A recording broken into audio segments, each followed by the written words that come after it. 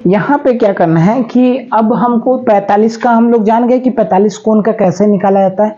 अगर इसी में अब दे दे कि हमको sin 30 या sin 60 का मान निकालना है तो फिर दिक्कत हो जाएगा, ठीक है।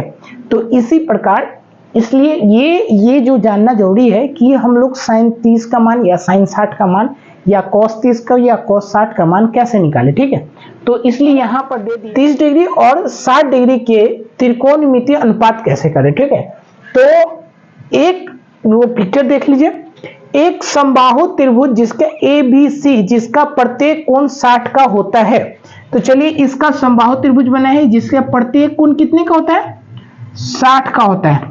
हम पहले ही बता दिए कि त्रिभुज का जो तीनों योग कितना होता है, 60 होता है, ठीक है। तो इसमें समबाहु त्रिभुज में तीनों का जो मान होता है वो कितना होता है, एंगल का 60 होता है। तो यहां पर इसलिए लिख सकते हैं कि कोण A बराबर है कोण B और कोण B बराबर है कोण C के, और बराबर कितना 60, क्योंकि तीनों का मान 60 है। चलिए A से भुजा BC पर एक लंब डालिए। तो चलिए अगर हम इस पर अगर हम सपोज मान लो कि इस पर अगर हम एक लंब डालते हैं, जिसको D बोलेंगे, ठीक है। इस पर लंब डालते हैं तो एक चीज बताइए कि ये जो था एंगल, ये कितने तक का, 60 तक का था। तो अब इसका आधा आधा हो गया, तो ये कितने का बचेगा, 30 और 30 इधर 30 हो जाएगा, और ये मेरा कितना है 90। तो देखो एक चीज और आप लोग को बताते हैं, जैसे कि देखिए एक ये त्रिभुज हो गया, एक ये त्रिभुज हो गया। तो इसमें हम त्रिभुज में बोले हैं कि 180 डिग्री कुल योग होता है, तो आप यहां पर भी जोड़ सकते हैं। देखो 90 और 60 और 30, तो 60 और 30 90 हो गया, और 90 180 हो गया। फिर देखिए यहां पर 30 और 60, तो 60 30 90 और 90 180, देखो दोनों तरफ भी 180 आ गया ना। तो अब यहां पर चलते हैं, ठीक है। तो एक लंब डाल दिए BC पे, तो BC पे बोला था कि एक लंब डालने के लिए, तो BC पे एक लंब डाल दिए, ठीक है।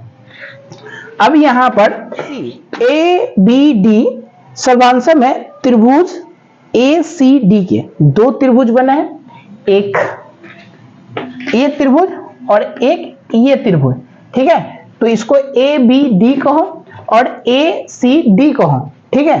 तो ये दोनों त्रिभुज आपस में क्या है, सर्वांशम है, ठीक है। इसलिए क्या हो जाए कि आपस में ये जो बराबर, जो ये वाला जो होगा, ये वाला जो भुजा होगा, ये आपस में बराबर होंगे। तो इसलिए लिख दिए यहां पर, देखो BD बराबर है क्या, DC। तो इसलिए एंगल BAD बराबर है एंगल CAD, आपस में बराबर है। इस रूल के अनुसार ये आपस में बराबर होंगे, क्योंकि ये बराबर हम कर दिए सर्वांशम होने के बाद, ठीक है। तो अब यहां पर देखिए कि वो तो हो गया। अब यहां पर बताते हैं कि त्रिभुज ABD एक समकोण त्रिभुज है जिसका कोण D समकोण है, ठीक है, क्योंकि वो समकोण है 90 डिग्री। और जहां त्रिभुज एंगल BAD 30 डिग्री है, बिल्कुल। जब हम इस पे बोले थे कि जब इस पे हम लोग एक लाइन ड्रॉ कर दिए हैं, ठीक है, लंब ड्रॉ कर दिए, तो ये 60 था, तो 20 से लंब ड्रॉ करे तो ये दोनों आधा हो गया ना। तो आधा हो गया, तो जो 60 था तो 30 में डिवाइड हो गया। तो यहाँ पर यही चीज बताया गया है कि जिसका कोण जो D है वो समकोण है, और जहां एंगल BAD 30 डिग्री और एंगल ABD 60 डिग्री हो गया।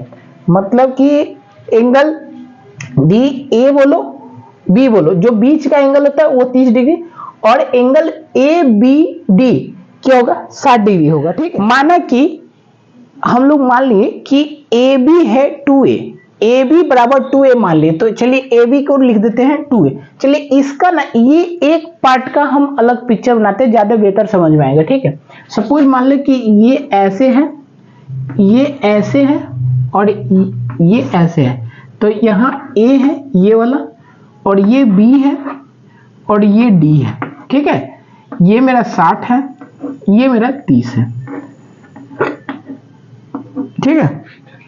तो हम यहां पर AB को कितना माने, 2A। तो चलो AB को 2A मान लेते हैं, ठीक।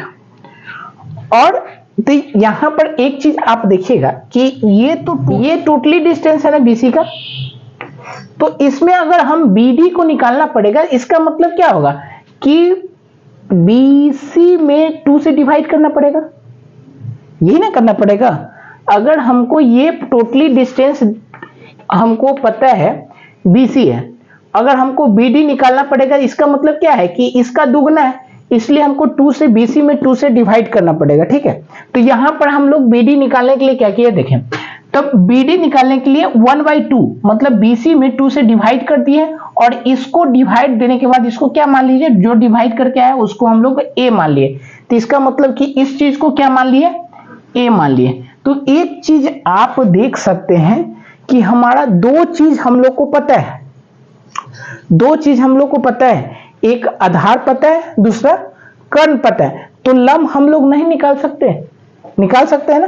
तो यहां पर आप देख सकते हैं लंब निकालने का क्या हो कि एडी स्क्वायर, आप लोग इस तरह से अगर नहीं समझ पा रहे हैं तो लंब निकालने का जो फॉर्मूला होता है वो यूज कर लेते हैं हम लोग, ठीक है।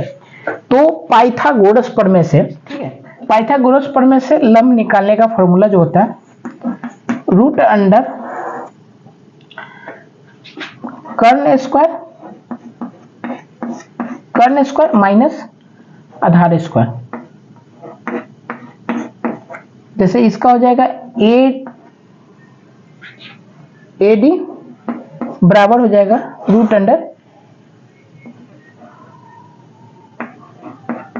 ए बी का स्क्वायर माइनस बी डी का स्क्वायर, ठीक। तो यहां पर निकाल लीजिए, हमको एडी निकालना है, चलिए नीचे नहीं ऊपर निकाल लेते हैं, ठीक है। चलिए हम लोग यहां पर निकाल लेते हैं, एडी हमको निकालना है। तो एडी बराबर हो जाएगा रूट अंडर 2a का स्क्वायर माइनस a का स्क्वायर, क्योंकि देखिए कर्ण ये है और लंब ये है, आधार ये है। तो यहां पर देखिए 2 का स्क्वायर मतलब 4a स्क्वायर, इधर a स्क्वायर। तो आप लोग को पता है कि 4a मतलब 4a में से a जाएगा तो कितना बचेगा 3a स्क्वायर, ठीक। a स्क्वायर पर से रूट हट जाएगा, क्योंकि a स्क्वायर है तो स्क्वायर से रूट कट जाएगा, लेकिन 3 पर रूट रहेगा, ठीक है। तो आप ऐसे लिख सकते हैं a√3। तो आप एक चीज समझ रहे हैं कि एडी का जो मान मेरा निकल गया, एडी का जो मान निकला वो कितना निकला, एडी का मान निकला a√3। तो इसका मान कितना निकला a√3। अब देखिए मेरा टोटली मान निकल चुका है, ये तीनों मान निकल चुका है। तो हम लोग यूज करके साइन 30 साइन 60 का मान निकाल सकते हैं, ठीक है। तो चलिए हम लोग निकाल कर देखते हैं कि कैसे निकाला, इसका मान निकाला जाए, ठीक है। तो सबसे पहले हम लोग साइन से स्टार्ट करते हैं। चलिए साइन 30 का मान निकाल के देखते हैं, ठीक है। तो साइन का पता है लंब बटे कर्ण होता है, सूत्र है ना, लंब बटे कर्ण होता है। तो साइन का लंब है, तो एक चीज देखिए साइन 30, तो 30 कहां है, इधर है, 30 मेरा ये है, ठीक है। तो हम एक चीज बताए थे, जहां पर 30 रहेगा, जहां पर एंगल सटेगा वहां पर क्या हो जाएगा, उसका भुजा जो होगा, उसका जो भुजा जो सटा हुआ भाग रहेगा उसको हम लोग आधार मानेंगे, ठीक है। जैसे साइन 60 पूछता तो इसका आधार ये हो जाता, लेकिन साइन 30 पूछा तो इसका आधार क्या हो गया, ये वाला हो गया। लंब क्या हो गया, ये हो गया। कर्ण तो सेम रहता है, ठीक है। तो लंब मेरा कितना है a, ठीक है, और कर्ण कितना है 2a। तो देखिए a से a कट गया तो बचे कितना 1/2। इसका मतलब कि साइन 30 का जो मेरा मान है वो कितना निकल गया 1/2। साइन 30 का मान कितना निकल गया 1/2, ठीक है। उसी प्रकार क्या करना है, साइन 60 का मान निकाल लेते हैं। साइन 60 का मान निकाल लेते हैं। तो साइन 60 का मान क्या होता है, लंब बटे कर्ण।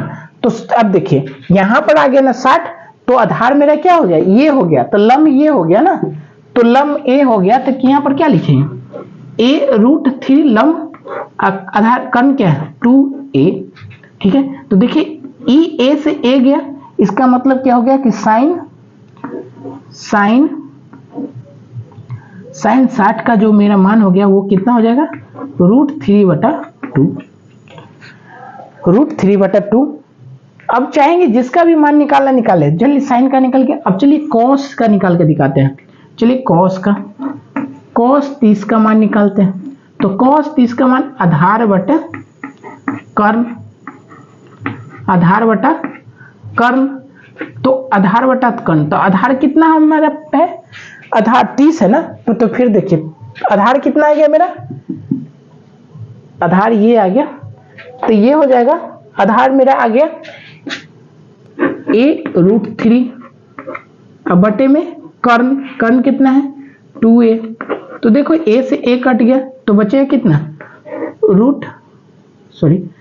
बचेगा कितना, cos 30 का मान जो है वो कितना आ जाएगा √3/2। ये देखिए आ गया cos 30 का मान।